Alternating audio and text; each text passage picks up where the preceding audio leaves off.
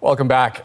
How to process the news on the AstraZeneca vaccine, that it's being put on pause for people under 55. Not to mention, what if you've already gotten the shot? Or maybe you're over 55 and you're about to get it. We're going to get some answers from infectious diseases specialist Dr. Susie Hoda and Dr. Zane Chagla. Dr. Hoda, I'd like, if I could, just to start with a really blunt question to you. Is there any reason someone who's already gotten the shot should worry that they've gotten an unsafe vaccine? I think, to put it all in perspective, first of all, this is a very rare event to our understanding at the moment.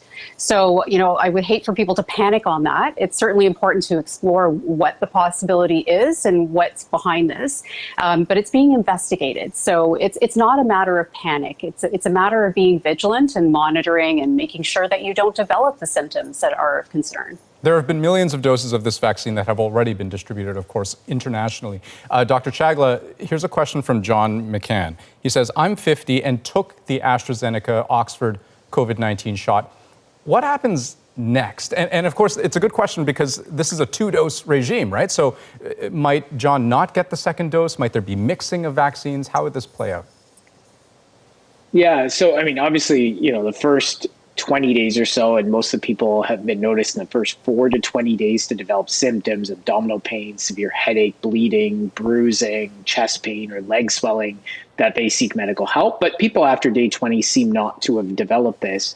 The question is what to do with that second dose. Now, the nice thing is AstraZeneca, the data suggests 12 weeks is when the second dose should be given, or even later than that. So there is time. The dust is going to settle, and really we're going to find out what this vaccine actually means, what the risks are in particular groups, and what the risks are with revaccination. I think once that settles, if people shouldn't receive the AstraZeneca vaccine, yes, they may be switched over to another. And we're actually having clinical trials that are completing for mixing vaccines that might actually support that use.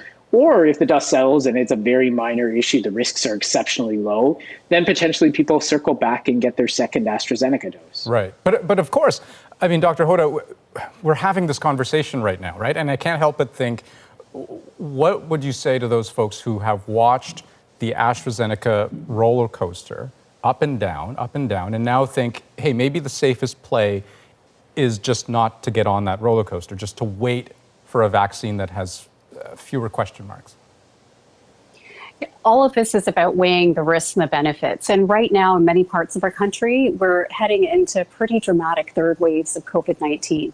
And so having the option of multiple vaccines out there is really helpful, and we need to get as many people vaccinated as possible. So, recognizing that right now there's a pause on the under 55 age group for AstraZeneca, I don't think this means that as a blanket statement, we need to abandon this vaccine, and that we should just be looking at all the other options outside of AstraZeneca. It's still a useful vaccine for people who are over that age group. But Dr. Chagla, just one last question. Why haven't we seen this sort of talk about the Pfizer, Moderna, or Johnson & Johnson vaccines? It would lead someone to wonder, is there something fundamentally wrong with the AstraZeneca vaccine?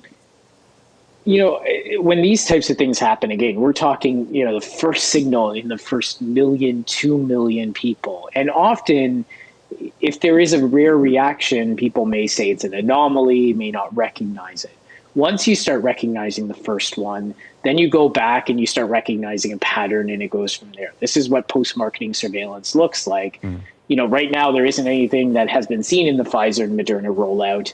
But it doesn't necessarily say in the future that there won't be one of these post-marketing claims for those vaccines too. Right. And so, again, I don't want to necessarily say AstraZeneca is the only one singled out here.